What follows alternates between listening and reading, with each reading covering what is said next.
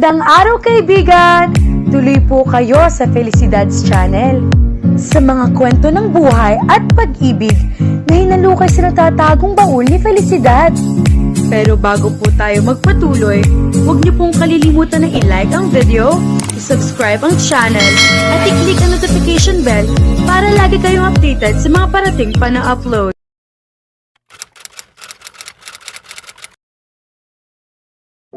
Alanis was moaning in her sleep. Alam niya na nanaginip siya. Iyon at iyon din ang panaginip niya since she was 13.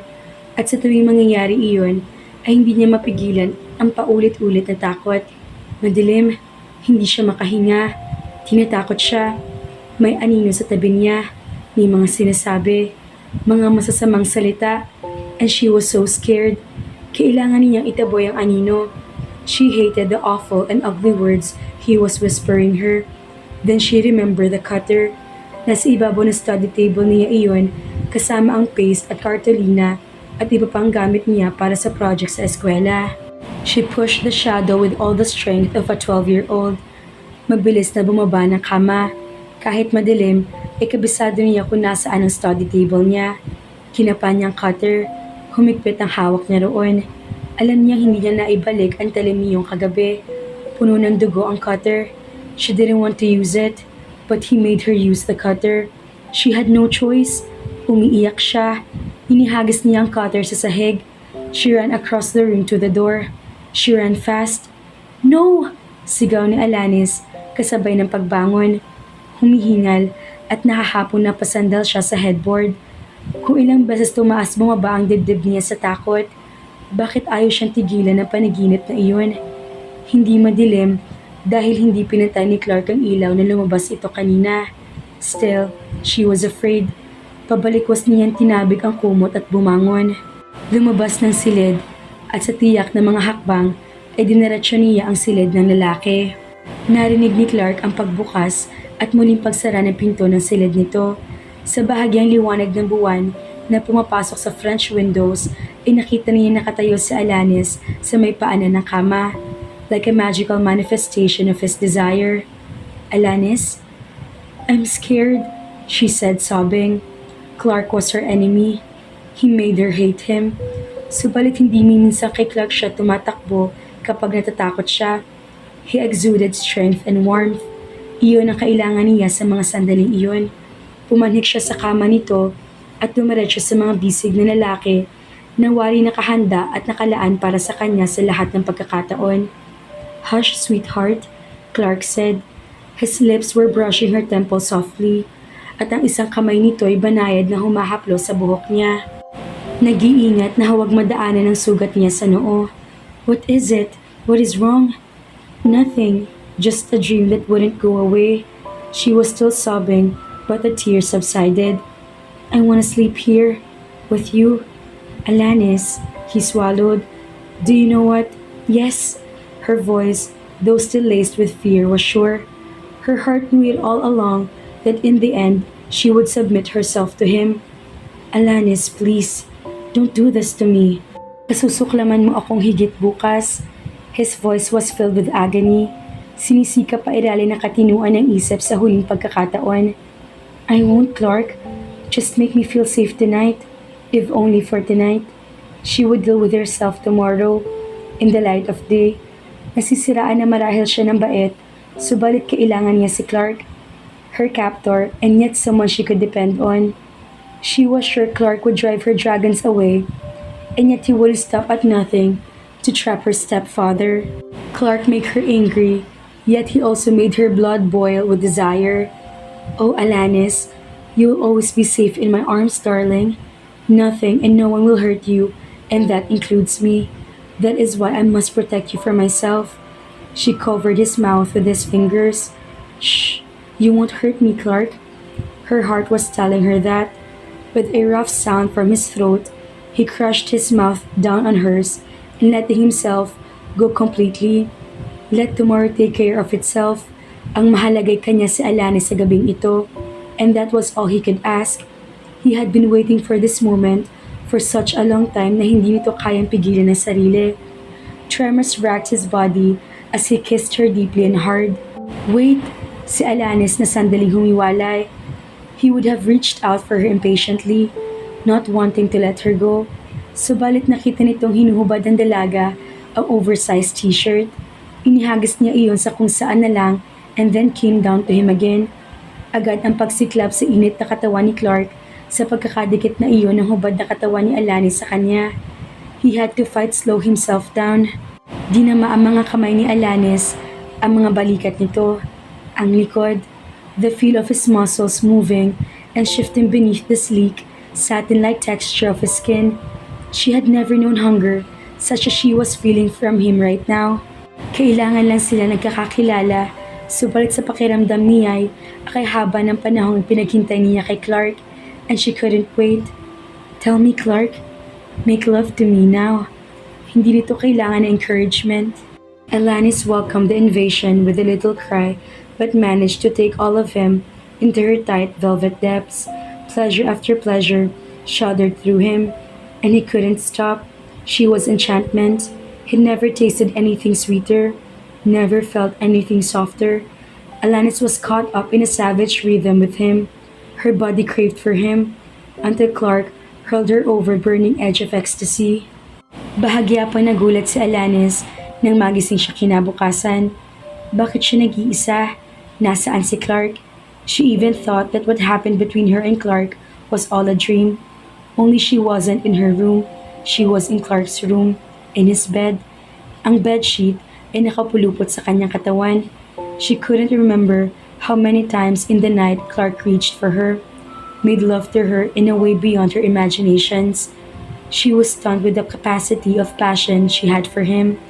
Hindi niya kayang isipin ang babae na nakipagtali kay Clark sa buong magdamag ay siya.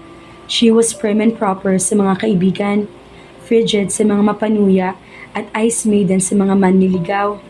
She had always been aloof with men. Hindi niya binibigyan ng sarili ng pagkakataong magkaroon ng anumang relasyon sa kahit kaninong lalaki. Some friends even teased that she was a lesbian. Bakit kay Clark? Bakit sa isang kaaway? Dahan-dahang bumangon si Alanis. Natuunan ng pansin ang pantulog na nakatupi sa isang pahabang sofa. Dinampot iyon at isinuot. Humakbang siya palapas ng silid upang magbalik sa silid niya. Pagkuwan ay lumingon siya sa king-size bed. Last night, she gave herself to him. All of her. She even slept in his arms after the unmanageable lovemaking. Now she didn't know what to do and what to think. Sa silid niya ay naligo ang dalaga. Itinapat ang sarili sa maligamgam na tubig. The warm water eased some of the tenderness she felt all over her body. Sa kabila ng lahat, ay hindi niya mapigil ang ngiti ng kasiyahang sumilay sa mga labi niya nang maalala ang mga dahilan ng mga iyon. Pinatay niya ang shower na makita sa ibaba ang bandage na ginamit ni Clark sa sugat niya sa noo. Wala siya natatandaang dinaanan ng kamay ni Clark ang bahaging iyon ng noo niya sa kanilang pagtatalik. Inabot niya ang tuwalya sa rack at itinuyo ang sarili. Pagkatapos ay humarap sa salamin. Her fingers touched her swollen lips. Napangiti siya nang maisip ang dahilan niyon. Nang mula sa kung saang bahagi ng isipan niya ay lumitaw si Chrisette, Clark's wife and Carel's mother. Naghalong bigla ang ngiti niya. Sa ganoong paraan din ba hinahagka ni Clark si Carel? Did he make her love to her the way he did to her last night? At tulad din ba ng nararamdaman niya ang nararamdaman ni Chriselle matapos ang buong magdamag ng pagtatalik? Kung saan nanggagaling ang sakit na biglang gumuhit sa dibdib niya, sa kaisipang iyon ay hindi niya alam ni Alanis. At kinagalitan niya ang sarili. Chrisette and Clark loved each other. It was true that she desired him, but she wasn't in love with him. Desiring and loving are two words with different meaning. May bahagi ng isip niyang kumukontra. When you love someone, you desire him. You have never desired any man in your life, Alanis, because you have never been in love. Don't be stupid. Saway niya sa sarili. She couldn't be possibly in love with him. Pero bakit umaasa siyang sanay nang magising siya ay naroon si Clark? Bakit umaasa siyang pupuntahan ito anumang oras sa silid niya? Muli kinagalitan niya ang sarili at lumabas. Nakasulubong niya si Nanita. Papanhikin na kitang talaga. Ngayong ka lang tinanghali ng gising. Ngumiti ang matanda. Walang mali siya sa sinabi nito, subalit nakadama siya ng guilt. Nasa verandang almusal, naroon si Levy. Pwede mo siyang saluhan doon. Salamat ho. Tuloy-tuloy siya sa bahagi ng veranda na siyang breakfast area. Nakatanaw iyon sa dagat at sa lahat halos magagandang tanawin sa rancho.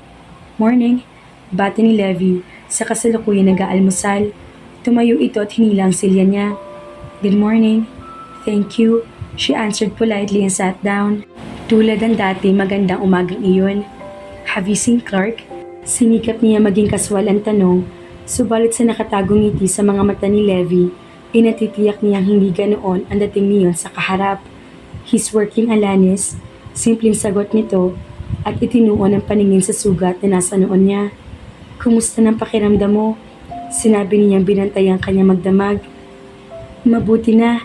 Agad ang pagtaglay ng guilt sa mukha niya sa huling sinabi ni Levi. Tila ba nakamarka sa kanyang muka ang nangyari sa kanila ni Clark kagabi? Ano pang sinabi niya sa iyo? Sandaling tinitigan siya ni Levi. Kung tungkol sa inyong dalawa, ay wala. Only that you fell from the bathroom and gave you first aid and that he left you only this morning. Tuluyan na siyang pinamulahan at mabilis na yumuko sa pagkain upang itago iyon sa lalaki. Wala ko nakikita larawan ng mami ni Karel sa bahay na ito. Pagkalabas ng mga salita sa bibig niya ay pinamulahan si Alanis. Hindi niya alam kung saan ang galing ang sinabi. May larawan si Crisette sa silid ni Karel sa Maynila. Clark and Crisette hadn't been married for 11 months when the accident happened. He was speaking casually, subalit nakikita niya ang paninigas ng mga muscles sa mukha ni Levi. I'm sorry, bulong niya. Kasama ang asawa at anak nito sa aksidenteng iyon. Inabot niya ang kape at humigop. Clark and Crisette had an arranged marriage. Patuloy ni Levi. Hindi pinansin ang paumanhin niya. She was Grace's half-sister. Very ironic. Namatay sa panganganak sa kanyang ina ni Karel. Her mother was Clark's mother's best friend. They were like sisters. Kaya ang sambahayang Montales ay maituturing ikalawang tahanan ni Crisette. And she adored Clark since she was a little girl. Nakita iyon ng mama ni Clark and arranged that the two be married once Crisette reached the age of 18. She died very young. Yes, 2 months before her 19th birthday. Clark must have loved her so much, she said with a little regret and jealousy in her voice. Ni hindi niya namamalayan iyon. Hindi ang uri ni Clark ay napipilit sa ayaw nito. Walang permanenteng relasyon si Clark ng panahong iyon. Bukod sa nakadalawang cardiac arrest ng mama niya, he didn't want to displease her mother. Crisette was pretty and sweet, and she loved Clark so very much, so he agreed to the marriage. Her father, Grace and Crisette's father, nasaan siya? Inatake siya sa puso nang malaman ang nangyari kay Crisette. He never recovered. Nanlumo ang dalaga. Humigpit ang hawak sa tasa ng kape. Kay daming utang na dapat pagbayaran si Florendo, she raised a weary face. Why are you telling me these things? Bakit nga ba kinukwento ni Levi kay Alanis ang lahat na nangyari? Ano kayang gustong iparating ni Levi sa dalaga? Kaya naman, abangan!